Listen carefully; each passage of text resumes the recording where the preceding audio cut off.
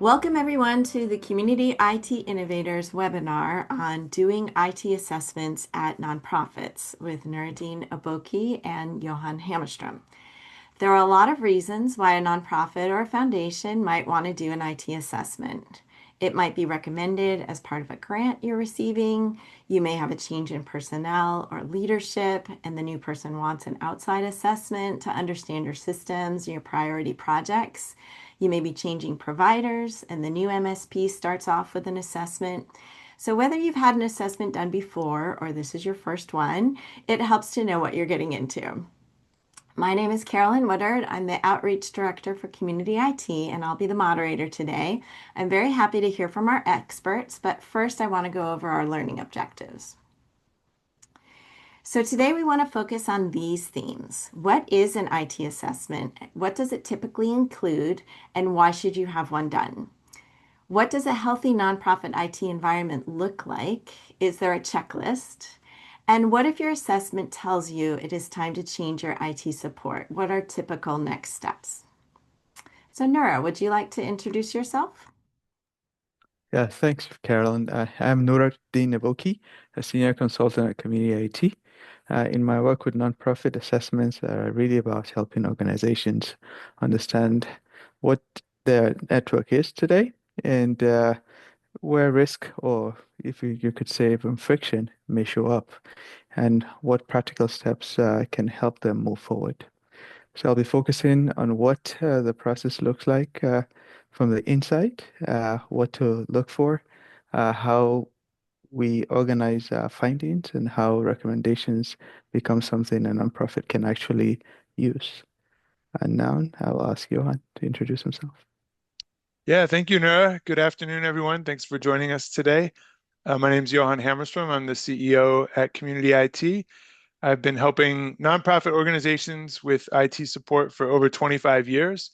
And in that time, I've had the opportunity, the privilege to assess a lot of nonprofit IT environments. And I'm very excited today because we're going to talk a little bit about the current version of assessment that we do at Community IT, which has really matured a lot in the last 3 or 4 years. And I think it's really matched what we've found to be a growing priority on IT maturity in the nonprofit sector. So we're excited to be here with you today, and thank you for joining us. And before we begin, if you're not familiar with Community IT, a little bit about us.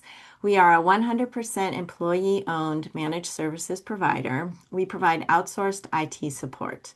We work exclusively with nonprofit organizations, and our mission is to help nonprofits accomplish their missions through the effective use of technology. We are big fans of what well-managed IT can do for your nonprofit. We serve nonprofits across the United States, and we've been doing this for 25 years. We are technology experts and are consistently given an MSP 501 recognition for being a top MSP, which is an honor we just received again in 2026. And we believe we're the only MSP on the list serving nonprofits exclusively.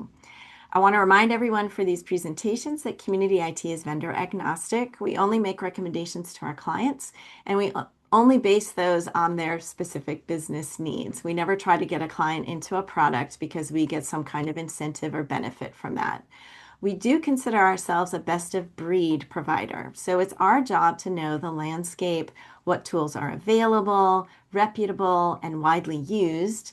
And we make recommendations on that basis for our clients based on their business needs, priorities, and budget. So we're recording this presentation today without an audience because of some scheduling issues. So while we don't have an audience Q&A today, if you do have questions about this topic, you can always join us and our experts at any time in our community on Reddit at r/nonprofit IT management. And we try to answer questions over there within about a week. You can also contact us through our website at www.communityit.com. A little bit more about us. Our mission is to create value for the nonprofit sector through well-managed IT. We also identify 4 key values as employee owners that define our company: trust, knowledge, service, and balance. We seek to always treat people with respect and fairness, to empower our staff, clients, and our sector to understand and use technology effectively, to be helpful with our talents. And we recognize that the health of our communities is vital to our well-being, and that work is only a part of our lives.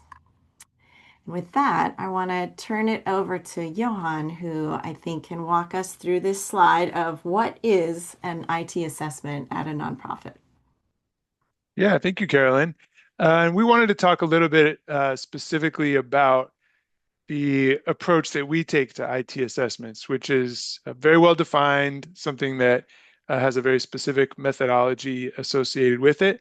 It's possible to get an IT assessment that can cover all kinds of different activities. And if you're bringing on a new IT support provider, they might conduct an assessment of your network.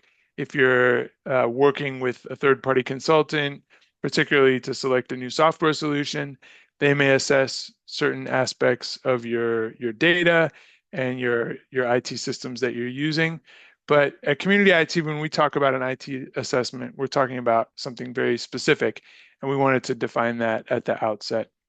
So from our perspective, an IT assessment is a structured review of all aspects of IT. So it's comprehensive, and it's intended to look not just at one particular component of an organization's IT environment, but to look at all of those components. So we look at IT systems, so all your laptops, your cloud-hosted systems, all of your applications, the different solutions that you're using to do your work. And that's pretty common and pretty typical.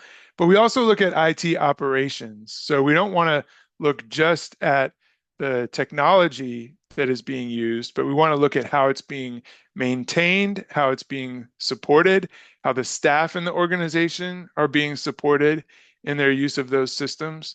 So IT operations is a critical part of the evaluation that's being done during an assessment. We especially want to look at risks in this day and age. That's critically important, particularly cyber security related risks. We also look at IT governance. How are IT decisions being made in the organization? How is the IT team formed? Who's overseeing that team? How is their performance being monitored and evaluated over time? And then finally, looking at future needs. Where is the organization headed, and how is technology evolving to meet the future needs of the organization? So the IT assessment is supposed to be comprehensive and very thorough. For that reason, it usually takes 7 to 9 weeks to conduct a complete IT assessment. There are a variety of activities that are being conducted during that period of time. Those activities include interviews with key stakeholders, and the number of interviews that need to be conducted really varies based on the circumstances and the situation of the organization. But usually it varies, excuse me, between 3 or 4 interviews on the low end and 10 to 12 interviews on the high end. Oftentimes we'll do group interviews, so we'll meet with multiple stakeholders at the same time. In addition to the interviews, we're conducting technical discovery. Oftentimes that means running tools that are scanning the network for vulnerabilities, for example, or looking at other aspects of the various IT systems. It always involves hands-on evaluation of the different IT systems, how they've been configured and how they're being managed.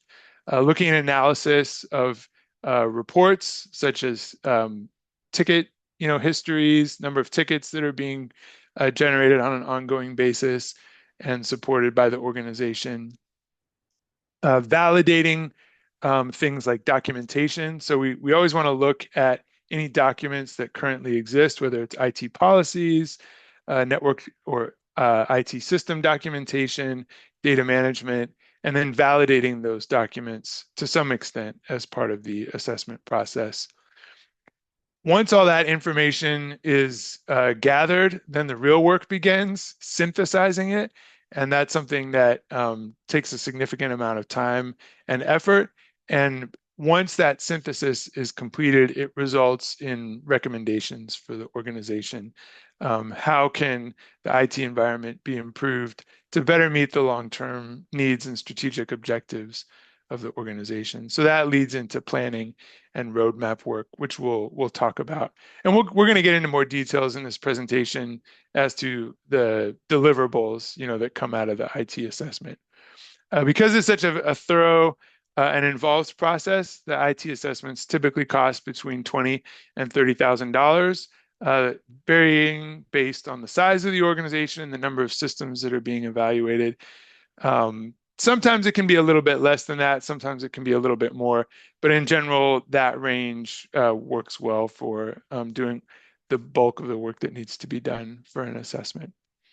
And we're going to talk a little bit more about why you would want to get an assessment done. So I'll kind of leave that for the moment.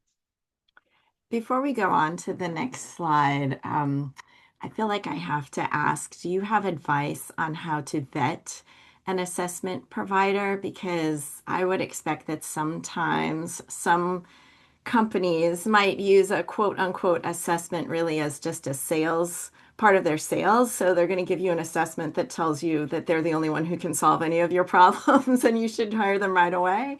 So, what can you look for in a vendor when you're talking to them to try and get, a thorough agnostic assessment? And is there any way to tell like how competent they would be at giving an assessment?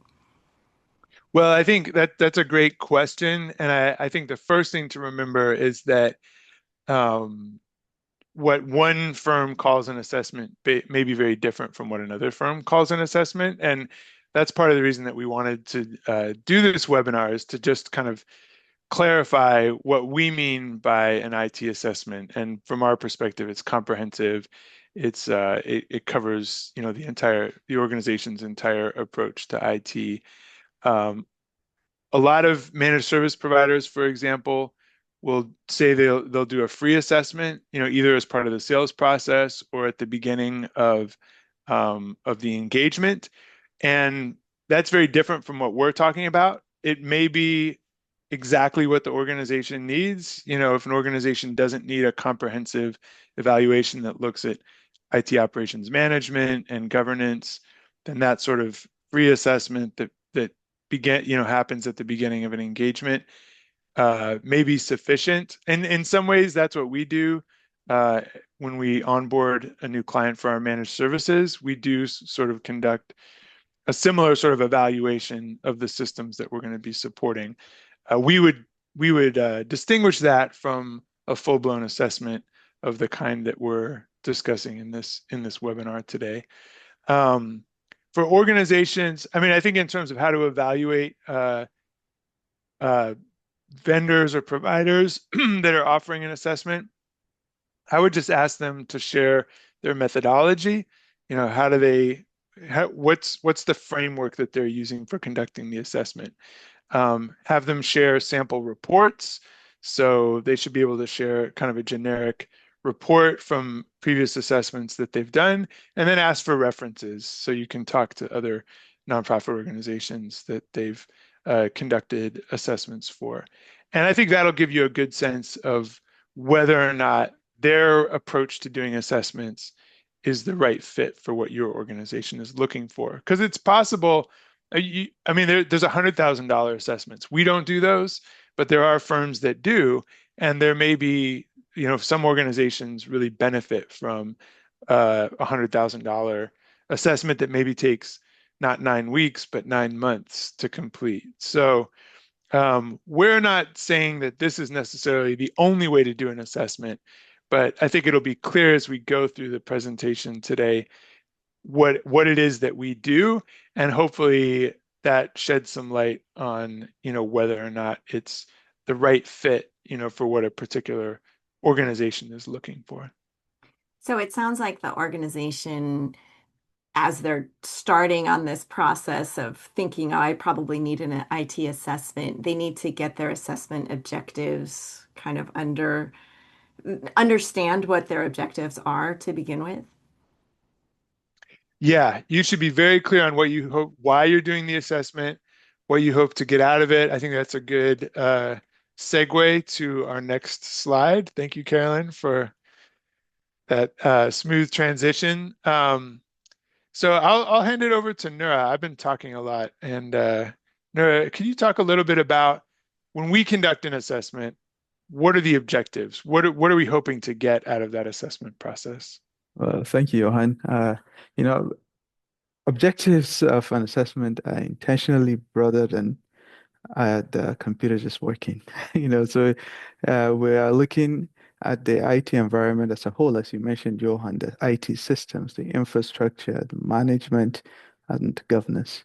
So a strong assessment should help the organization develop a strategic technology plan for implementing recommendations. That means we are not just naming gaps. Uh, we are helping leadership understand priorities, sequencing, dependencies, and what will be realistic. Because oftentimes we could find an assessment that's too technical, and really sort of taking an approach where you're looking at a strategy around the assessment and the objectives of the assessment is very important. Another key objective is alignment. So IT touches leadership, staff, finance, development, operations, the board. So if those groups are not aligned on what matters most, it becomes very difficult to invest wisely.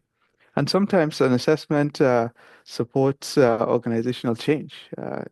That might mean clarifying ownership, adjusting a support model, preparing for leadership transition, or sequencing a larger technology initiative.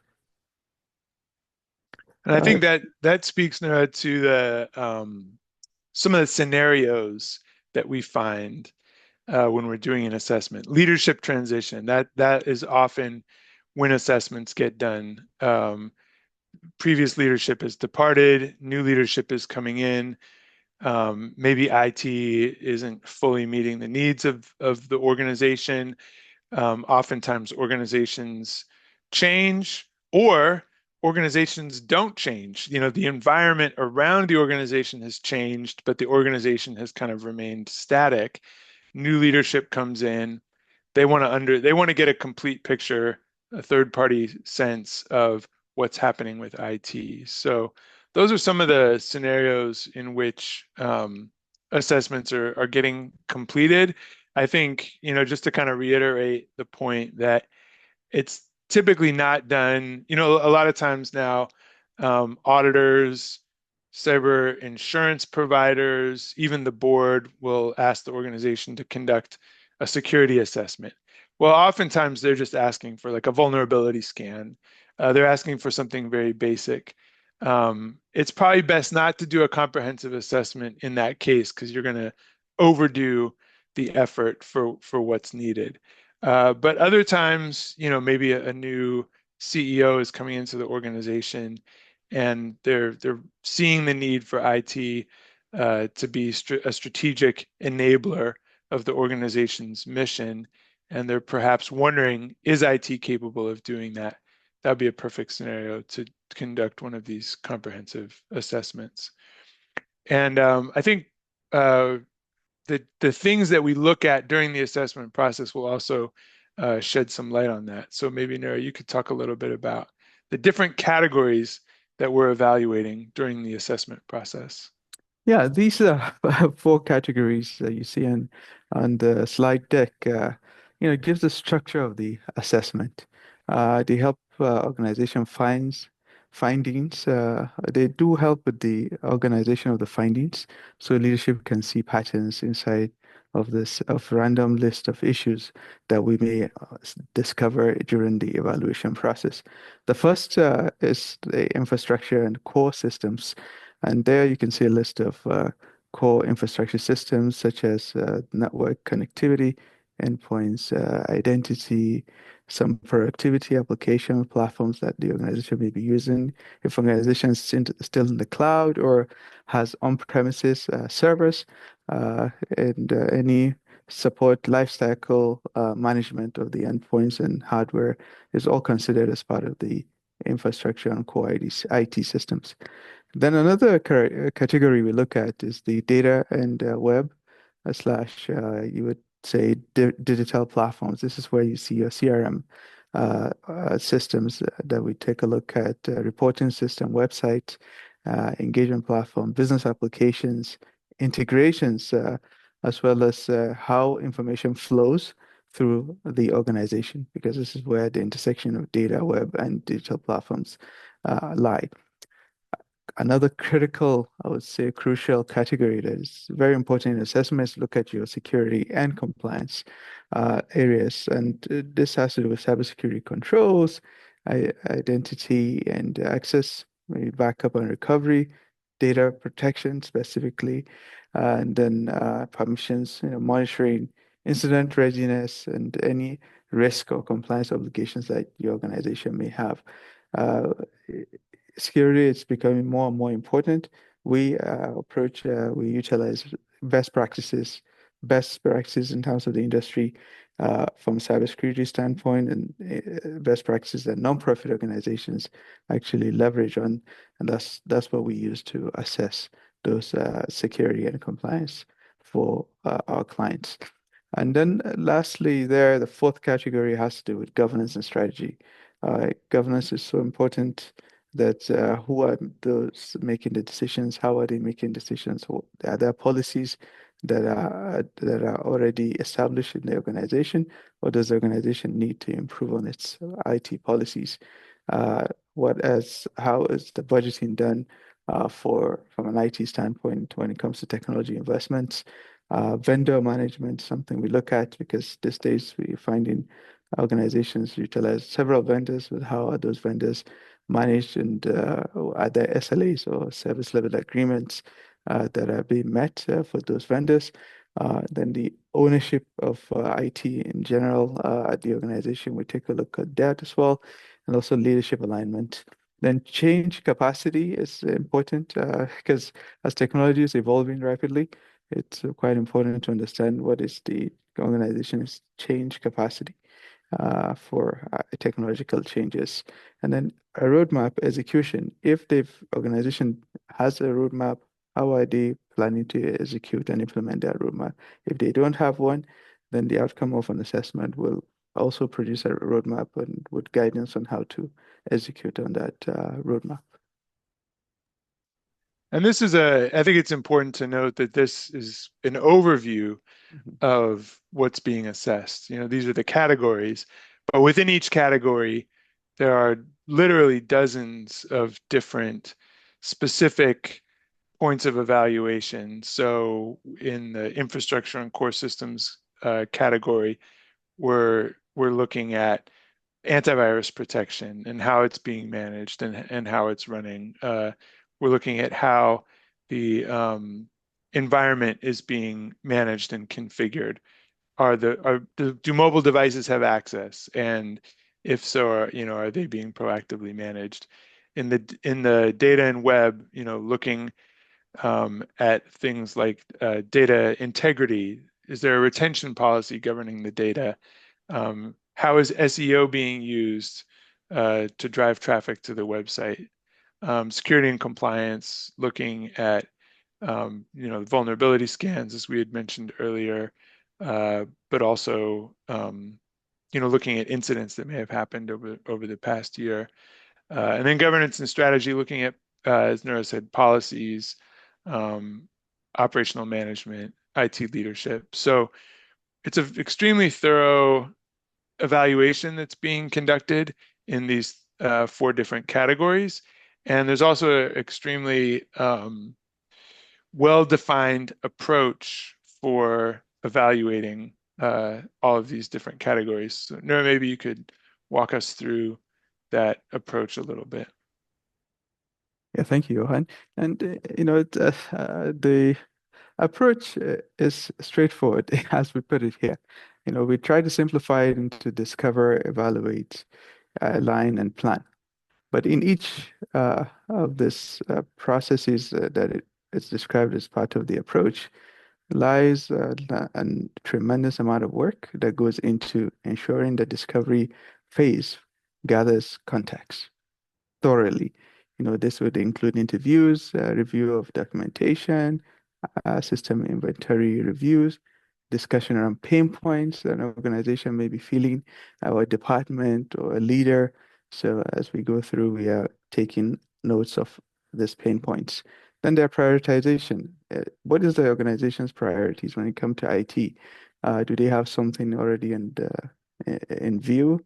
Are there changes to their mission or priorities that will impact their mission? So we want to get that early in that discovery phase, and also talk about security risk to the organization, just to understand what is their feel, what are there any imminent risks, are there any known risks, before we actually begin to evaluate the moving into the evaluation phase. And then that evaluation phase, we look at the current state. As Johan said, is quite thorough. Each of those categories, the four categories, we go do a deep dive into each one of them, depending on the systems that the organization have, whether it's infrastructure or the core systems. We begin with those, running our tools as we do the evaluation of the network or the technology infrastructure that they have. Um, that keeps the analysis organized, honestly, once we go through those four high-level categories. And it helps us avoid, focusing too more narrowly on just one specific tool or one technology issues. But we are taking notes along the way during the discovery phase and even in our evaluation as we find, for instance, a risk an organization has not implemented multi-factor authentication for its systems, administrators, accounts. That's a risk. We note that down, and during our project check-ins, we report that and see if there's any early actions we could take to remediate that, because there's some risks that just can't wait as we go through the evaluation process. Then we shift into after the evaluation, we move into the alignment phase.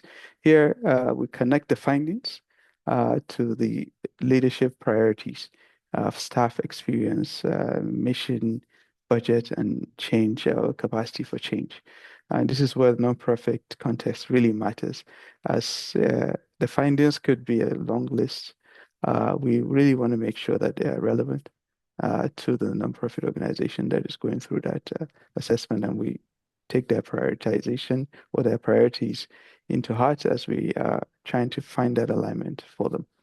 And then finally, we move into the planning phase, and this is where we convert those findings, what we've discovered for the findings, into recommendations, as well as a strategic technology plan, and which eventually arrives at the IT roadmap. And we'll talk some more about the deliverables as very soon.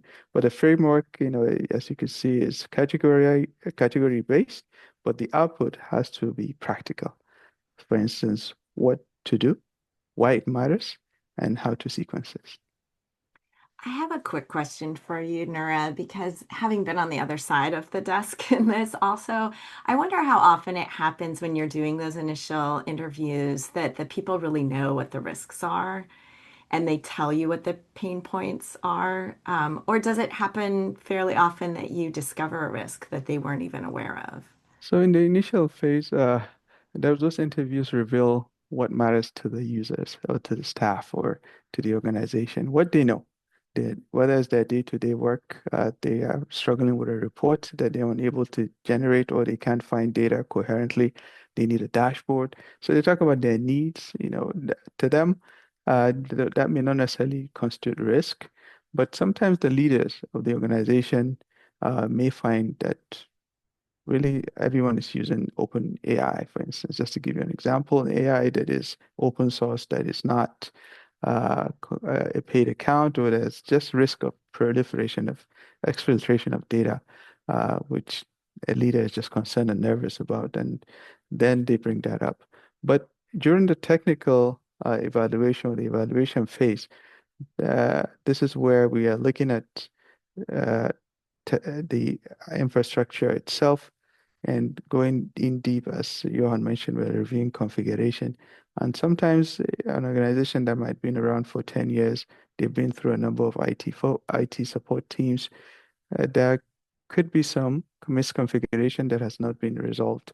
And this is where we take a look deeply at those systems and to make sure have some basic or baseline standard configuration that is uh, kind of error-free, if you will, or that doesn't have any misconfiguration in them. But if we find one and we find that it's risky to the organization based on our criteria, we report that immediately. And you said that you deliver a plan after going through this process. So what does that usually include? Yeah, so I think that plan, if we were to go to the next slide, we'll probably see a layout of what the plan is. So during the assessment, that plan begins with a report, a comprehensive evaluation report. What are the findings? What did you guys find? Because that would describe what the current state is, the strengths, the gaps, the risks across the uh, IT or technology environment that was evaluated. And then coming out of that is the list of recommendations. Uh, so you found a number of risks, gaps. What do you recommend we do about this? So this is where we put together a list, and typically you find it in a table form, simple, easy to digest. Here are the list of the risks. It's categorized and linked to the four assessment areas. So when you're looking at infrastructure, you would see which ones are related to infrastructure, which ones related to data, security, as well as governance. And that recommendation also, we do an initial kind of prioritization of the recommendations. So that when you see that spreadsheet, you're not wondering, where do I begin? But you're looking at it from what are the most important ones from a community IT lens? But it doesn't stop there because we want to make sure we collaborate with you to put together a strategic technology plan. And that is where we take those recommendations and the initial prioritization and convert it into a practical plan for implementing the recommendations. So you may say, okay, out of this 30 recommendations, uh, realistically, 12 of them are the ones that are relevant at this point in time in our maturity as a nonprofit organization. And we then are aligned in that strategic technology plan. And this should account for the sequencing, the ownership, poly dependency, and the organizational fit. So after taking that strategic technology plan that we have developed in collaboration with the nonprofit organization, then it actually arrives at the final product, which is the IT roadmap. And this is where you find that the execution view over time is represented in that IT roadmap with attention to the budget, for instance, the capacity, the risk, and then any change readiness that the organization needs to be aware. So while the comprehensive evaluation report documents findings and evidence are there, I find that nonprofit leaders typically rely heavily on the recommendations, the strategic plan, as well as the IT roadmap when making decisions or allocating resources. And I think these sets of deliverables really highlights one of two key principles that we try to adhere to in our assessment process, and that if you're considering getting an assessment, would strongly encourage you to keep these principles in mind, because I think they're key to having a successful assessment. And the first principle is that the assessment and the deliverables or the results of the assessment have to operate at multiple levels. They need to operate at the level of technical detail, they need to operate at the level of organizational management, and they need to operate at the level of strategic governance. So an assessment that simply gives you a list of technical recommendations is not going to be effective, because the fact that those recommendations need to get accomplished, the fact that you have technology that has things that need to be changed, means that the structures for managing technology and for making good IT decisions are not in place. And so those need to be addressed as well. And it also means that the audience for these deliverables is going to be spread throughout the organization. So if you're only providing technical recommendations, that's going to be meaningless to the board and potentially to senior leadership of the organization. So it's really incumbent upon the assessor to translate the meaning of these technical recommendations into a form that's intelligible to the senior leadership and hopefully even the board. Conversely, if you're just providing, a strategic plan, but it's not grounded in the reality of the technology itself, then it's just platitudes and it's just sort of generic. It's unactionable. It's strategy theater, as people like to say. So the most effective assessments are simultaneously operating at all of those levels, and that's really the best way to get value out of the assessment process. And then the second principle, which I want to go back to the previous slide on the assessment approach. The second principle is that the assessment has to be, you have to go into the assessment with an open mind. It has to be open-ended. If whoever's doing your assessment, let's say you're using Google Workspace, if whoever is doing your assessment comes in saying you have to be on Microsoft 365, then don't bother getting that assessment done because you already know they don't need to do the discovery, they don't need to talk to your staff. You already know what they're going to recommend. And so you don't need to go through an assessment process to get that recommendation. But how do you know that that's actually the right recommendation for your organization? That sort of assessment is short-circuiting the analysis that makes for a successful assessment process. So whoever's doing the assessment needs to go into it with an open mind. The first step is discovery, and you discover something that you aren't aware of, prior to learning about it. So it's really important that whoever's doing the assessment they're bringing in a wealth of expertise. Hopefully, they're bringing in an understanding of how technology can be effective at nonprofit organizations, but they should not be bringing in their biases. And if they have biases, they should state those clearly at the outset so that everybody understands what they are. Can you talk a little bit about what a healthy nonprofit IT environment looks like? Because we do see it. It's not that it doesn't exist. We know a lot of nonprofits have challenges around their IT for lots of different reasons. But can you just talk a little bit about if you're in this healthy state, what does it look like?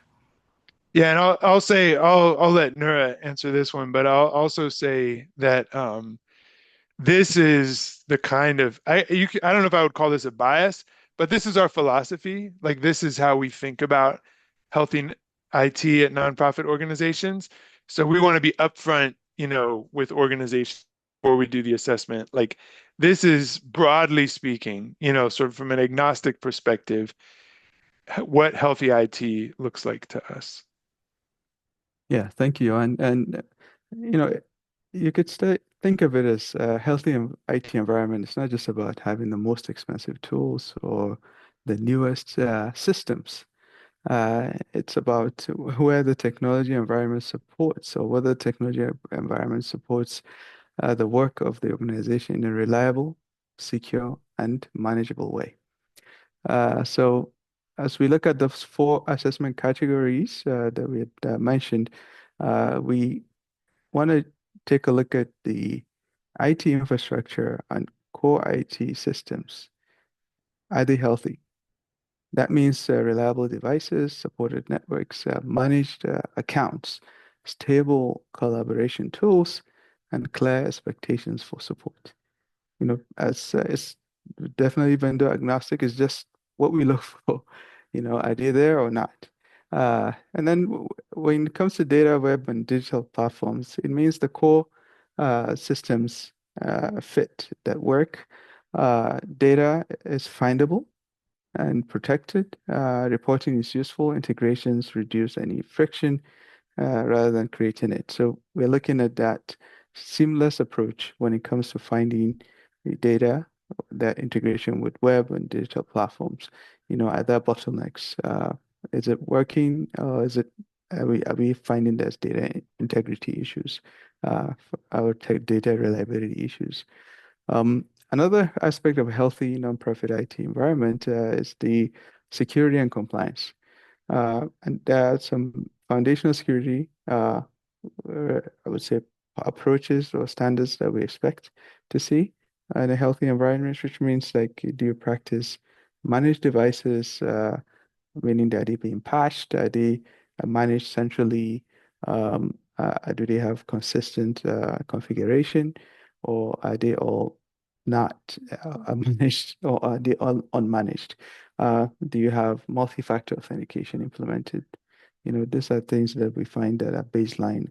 Is there any security awareness program in place for the education of your staff and awareness of your employees? Do you have a backup policy or backup? Which type of backup solution are you using for your cloud applications as well as any on-premises applications that you may have or assets that you may have? Do you have a process for reviewing access? Are you monitoring your endpoints properly? Do you have any security controls just to ensure that your nonprofit organization is secure? Do you have any compliance requirements that you're following, and how are you following those and ensuring that the compliance is enforced in your organization? And then lastly, their governance and strategy is something that is quite it just helps to ensure that you have a good governance in place. For instance, it means that you have policies. And the policy could be acceptable use policy. Do you have any incident response policy? Ownership of IT at the organization, is it at the management level? Is it at the leadership level? Or is it just ad hoc at your organization? Do you have any budget discipline? Do you consistently ensure that you have IT budgeted for in a year and in a year basis?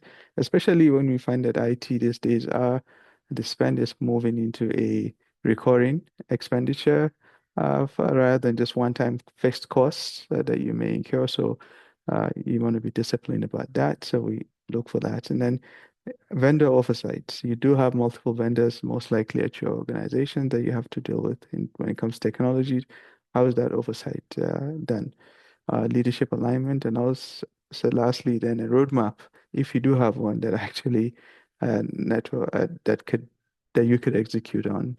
Oftentimes, some organizations don't have any roadmap, so that's where we come in to assess and then develop that roadmap for them. So you've given us so much to think about today. Are there some key takeaways that we should leave this webinar with? Yes, the first one is assessment connects technology to mission, and we gave you an understanding that it should be practical. It's something that maybe you could find some funding for it, but typically a good one, an extensive one, should take you about 7 to 9 weeks the process, and typically in the 20 to 30K $1,000 range to do a thorough assessment or evaluation. And secondly, we wanted to ensure that you understand that we have this four categories, not only as just the only categories that we look for, but these are high-level categories. Inside each of them, we have a standardized, rigorous process of evaluating each of those categories. So you should remember there's an infrastructure that you have to deal with, which also is related to your core IT systems. And then you have the data and web, as well as digital platforms. Then thirdly, you have the security and compliance aspect of it, as well as the final category, which is governance and strategy. Then the last takeaway is the organization should walk away with a clear path forward. So with you getting that comprehensive evaluation report, a recommendation list, which is prioritized, as well as a strategic technology plan, and lastly, a roadmap that you could actually execute on. And so once you have those lovely four, aspects of the report after you've had this comprehensive, holistic evaluation done, what are the next steps? Like, then what? Yeah, so this is where you want to take what you've received as the output and talk to leadership. Leadership needs to then take some action, and this is where we recommending leadership should convene within their circles to discuss and evaluate the assessment roadmap recommendations. And our process also should be collaborative, transparent, and because we want to ensure that at the end of the day, you have some action that you need to take that is practical for your organization. So you want to also revisit your goals and think about your IT strategy.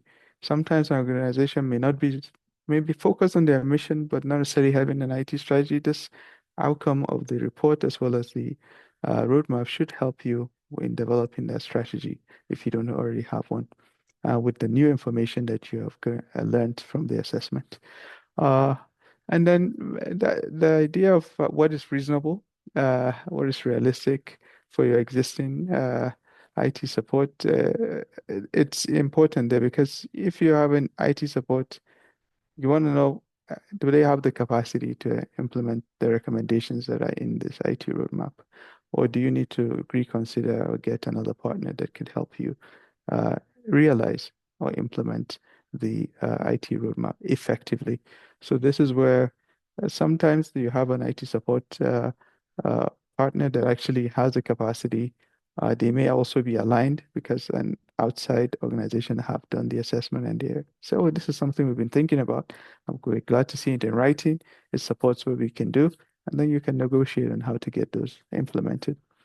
Uh, but there are times when the third party support is actually needed, so then this is something that has to be discussed and evaluated depending on your organization's needs.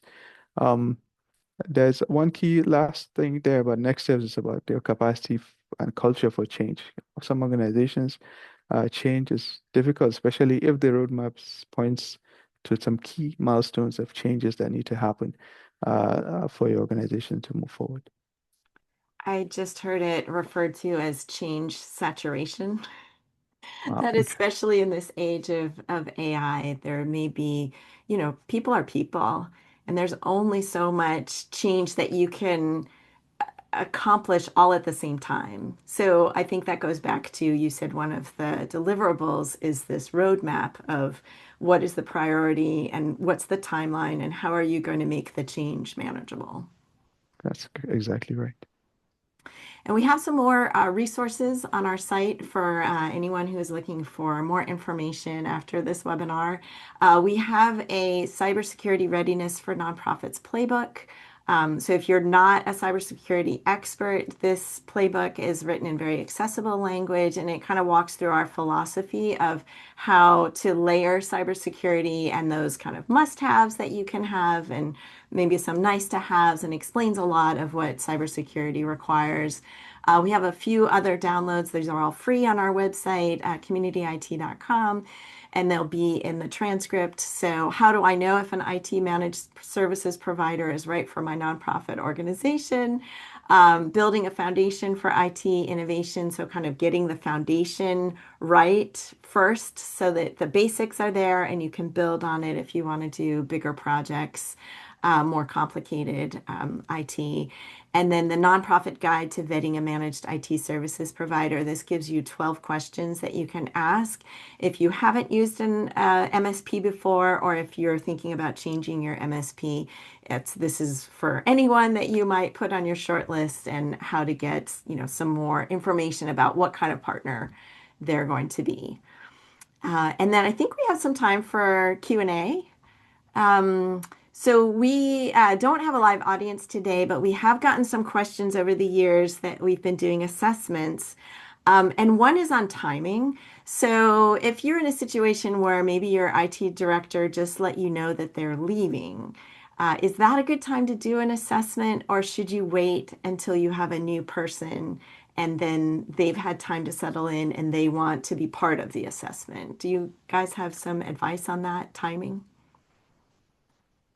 I think it depends on um, the circumstances of the departure. I think if you're if you think that the structure of the organization is going to more or less stay the same, you're pretty confident in IT management and governance, but you just don't have an understanding of what's going on with the specific systems. In that situation, I would wait, for the new IT person, the new IT director to start so that they can be a part of the process. You really would want their buy-in in that situation. And so the last thing you'd want to do is conduct an assessment, get all the reports, and then hire someone who's not really on board with that process or the results that came out of that process. Um, on the flip side, if you're uncertain, if the IT director leaves and it's sort of thrown all of IT into question, is this the right position? Do we have the right structure? Do we want to keep IT in-house? Do we want to keep IT outsourced? If you're asking a lot of changes about, or a lot of questions about what could change, then it might make sense to get an assessment which can help shed some light on those decisions, because you don't want to hire an IT director if it turns out you need a CIO, for example, which an assessment could at least give you some insight into. So it really depends on the circumstances and how I think it kind of goes back to the results of the assessment and how well positioned is your organization to benefit and get value from those results, given the circumstances that you're in. I think we have another question that might come up, and some people listening to this might be thinking, is there a size of your organization at which an assessment really makes sense and has more value? Or is an assessment really for everyone? Like if you're a 2, 3 person organization, do you need an assessment at that size? Like what would your advice be? Yeah, I think the scope should fit the organization size. So I would say everyone needs an assessment, but specifically if you have a smaller nonprofit organization, you know, then the scope should fit your size. And sometimes you may find a small nonprofit organization with tremendous infrastructure. And that infrastructure could be they are doing some research, so they have to build that infrastructure as a business need as part of their mission. Or it might have been they were large at one point in time and then they shrunk. Now they want to do an assessment to see how they can right size their IT needs and environment. So really, that's where the experience of the assessor comes into play. As the assessor is actually bidding for the assessment, they would have an ask this key questions about the right fit, making sure it's tailored to present assessment results that are actionable by the organization.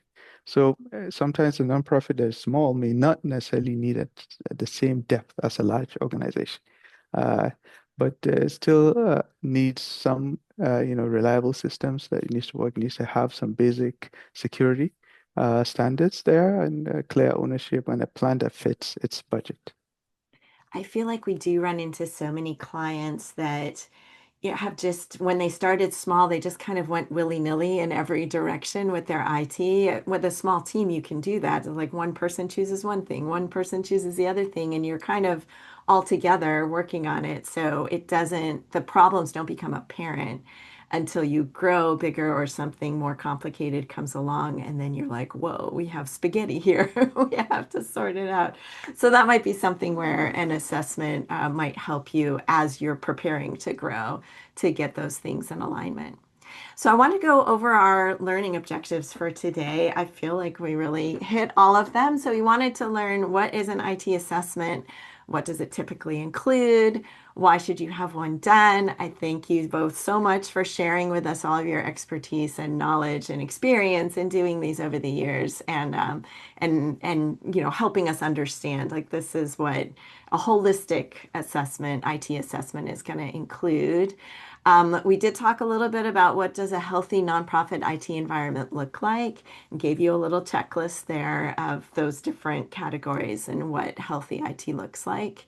And then, if your assessment tells you it's time to change your IT support, we just talked about some of those typical next steps. So I don't want to let people leave without inviting them back to our next webinar next month.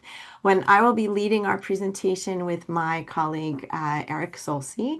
And we're going to talk about an ongoing project that we have using AI to build a data lake for marketing and the structure that we came up with that's really helped me manage this giant project with a little tech coaching from Eric and a lot of AI helping me um, manage and connect up these different channels and be able to ask some really interesting questions across this data. So we're going to share how the project evolved, some of the things that we did that were just awesome, some things that didn't go as well as we had hoped. I think this structure has a lot of potential for other nonprofit AI projects that you might have on the back burner if you've been putting something off because you don't have the technical know-how to do it, whether it's building a data lake or analyzing program reports or something else that you want to get started on. We're going to talk about how and where AI can be helpful and how to use it carefully and effectively. So that's at 3 p.m. Eastern, noon Pacific on Wednesday, August 19th. You can register now on our website at communityit.com. And Johan and Nura, I just want to thank you both so much for your time and experience and for sharing with us today. This was just so helpful. I learned a lot, so I hope the people who are listening also were able to benefit from this experience. And thank you, Carolyn, for having me.